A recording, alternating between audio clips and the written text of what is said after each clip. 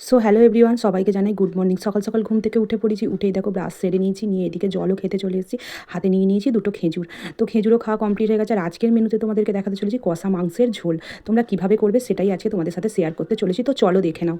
এদিকে দেখো বড় বড় করে আলু ভেজে আমি তুলে রেখেছি, পেঁয়াজ, টমেটো, তারপরে ছিল ক্যাপসিকাম, আর এই যে এদিকে দিয়ে দিলাম তোমার হচ্ছে কাঠদানা, লবঙ্গ, এলাচ, তেজপাতা তেলের ওপর দিয়ে দিলাম, দেখতেই পেলে পরপর করে দিয়ে ভালোভাবে কিন্তু ভেজে নিলাম। নিয়ে পেঁয়াজটা কিন্তু ওর মধ্যে দিয়ে দিলাম, ভালো করে পেঁয়াজটা একটু লাল লাল করে হয়ে গেলে। আর এদিকে দেখো আমার ভাত হচ্ছিল, ভাত রাত হচ্ছিল। তারপরে ভাবলাম মাংসটা ভালোভাবে একটু ধুয়ে নিই, ভালোভাবে না ধুলে না ওতে রক্ত লেগে থাকে।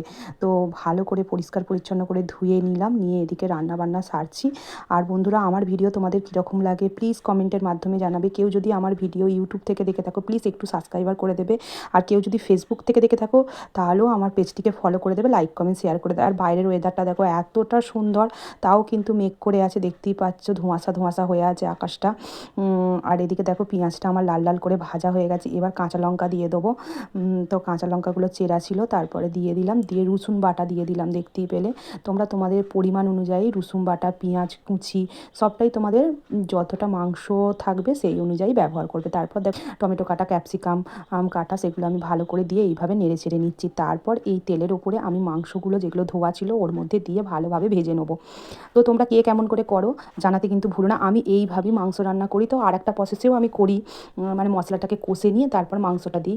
তো আজকে ভাবলাম এই রকমভাবেই করি। আর এদিকে দেখো আদা বাটা, হলুদ গুঁড়ো, লঙ্কা গুঁড়ো, জিরে, তো আমি সবই কুকনিক ব্যবহার করি। আর এদিকে দেখো লাল লঙ্কা গুঁড়ো, কাশ্মীরি লাল লঙ্কা, আর কুকনিকের আমার জিরে গুঁড়ো, ধনে গুঁড়ো, এগুলো আমি ব্যবহার করি। তারপর ভালোভাবে মিক্সড করে নিয়ে এদিকে মাংসর ওপরে আমি নুন ছড়িয়ে দিলাম একটু, দিয়ে ভালোভাবে দেখো আমার মাংসটা প্রায় ভাজা হয়ে গেছে।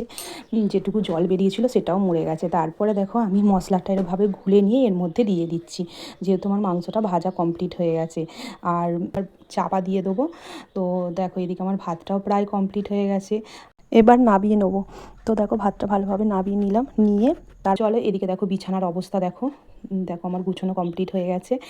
বেশি ভিডিওটা বড় করলাম না, কারণ এমনি ভিডিওটা অনেকটা বড় হয়ে গেছে, লং হয়ে গেছে, তাই অল্পের ওপর দিয়ে আজকে আমি তোমাদেরকে দেখিয়ে দিচ্ছি।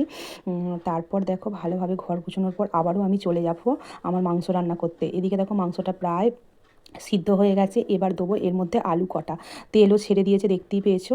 তো এবার আলুটা দিয়ে দিচ্ছি এর মধ্যে। এই যে আলু দেওয়া হয়ে গেল, এবার ভালোভাবে নেড়ে চেড়ে আমি আবারও চাপা দিয়ে দেবো। আর এদিকে দেখো আমার ছেলে খেলা করছে, যেহেতু আজকে বৃষ্টি হয়নি। দেখো আমার ছেলে মানে মনের আনন্দে আর কি ক্রিকেট খেলছে। তারপর দেখো মাংসটা আমার, এবার আমি জল ঢেলে দেবো আরেকবার, ভালোভাবে ভালোভাবে কষিয়ে নিয়েছি আলুটাকে দিয়ে। এবার আমি জল ঢেলে দিয়েছি, দেখো অল্প করে জল দিয়েছি। তারপর কিছু গোছগাছ ছিল ঘরের জামা কাপড়, সেগুলোও গুছোতে চলে এসেছি। তো সারাদিন কীভাবে যে দিনটা কাটে বন্ধুরা তোমাদেরকে বলে বোঝাতে পারবো না। তারপর দেখো এখানে আমি একটু সানরাইজ গরম মশলা আমি দিয়ে দিলাম। তো তারপর রেডি হয়ে গেছে আজকের রেসিপি। তোমাদের কীরকম লাগলো আর তোমরা এইভাবে করে জানাবে কেমন খেতে হয়েছে। তো আমাদের খুবই ভালো লেগেছে, তোমাদের কেমন লাগলো জানাবে। তো চলো এবার খাওয়া দাওয়া কমপ্লিট করে নিই ভালোভাবে। তারপর দেখো কতগুলো বাসনও পড়েছিল খাওয়া দাওয়ার পর, সেগুলো ভালোভাবে মাজা ধোয়া করে নিচ্ছিলাম, দেখতেই পেলে। তারপর গ্যাসটাও ভালোভাবে মুছে নিলাম, রান্নাঘরটা ভালোভাবে পরিষ্কার পরিচ্ছন্ন করে নিলাম। তারপর চলে যাব স্নান করতে। তো স্নান করার জন্য দেখতেই পেলে তারপর এসেছে, চান টান করে এসে দেখছি প্রচণ্ড পরিমাণে বৃষ্টি এসছে আমাদের এখানে, মানে এত পরিমাণে বৃষ্টি হচ্ছে ইদানিং তোমাদের বলে বোঝাতে পারবো না। আর আমার এদিকে চান করা কমপ্লিট হয়ে গেছে। আর আজকের ব্লগ ভিডিওটা তোমাদের কীরকম লাগলো জানাতে বললাম, ভালো লাগলে লাইক কমেন্ট শেয়ার করে পাশে থাকবে। চলো টাটা।